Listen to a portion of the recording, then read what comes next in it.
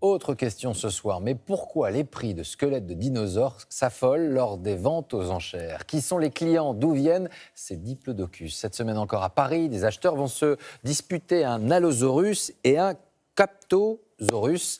À la clé, probablement des enchères de plusieurs centaines de milliers d'euros. Valérie Gagé, Philippe Denis avec Roger Motte.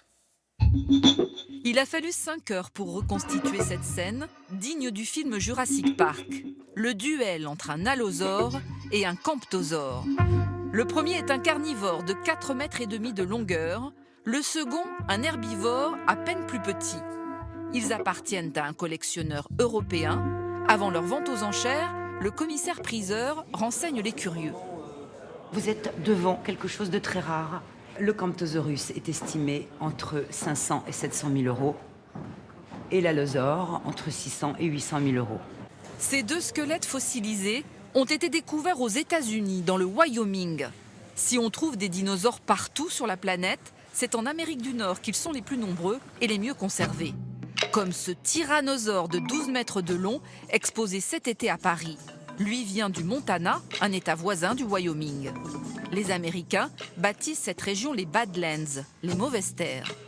Ces Badlands, ce sont des grands affleurements où on va trouver des roches qui sont gréseuses ou argileuses, qui datent ou du Jurassique ou du Crétacé.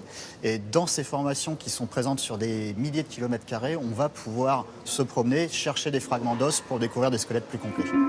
Les Badlands étaient il y a des millions d'années recouverts par une mer intérieure. Ces zones humides étaient riches en sédiments. Or, un dinosaure, s'il est rapidement recouvert de cette matière, se conserve mieux.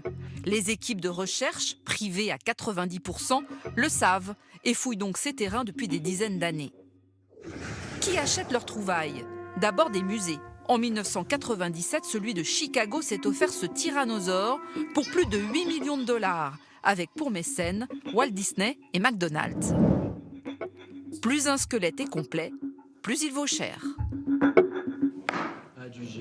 Parmi les acquéreurs, on trouve aussi de plus en plus de collectionneurs privés. Certains achètent un dinosaure comme ils s'offriraient une toile de maître. À Paris, en avril dernier, cet allosaure s'est vendu 1 400 000 euros, dents et taxes comprises. Les squelettes à vendre ne sont pas légion, alors sur ce marché émergent, ils ne font pas de vieux os. C'est un peu encore la compétition entre les grands collectionneurs européens et les nouveaux collectionneurs qui viennent des pays comme la Chine ou la Russie.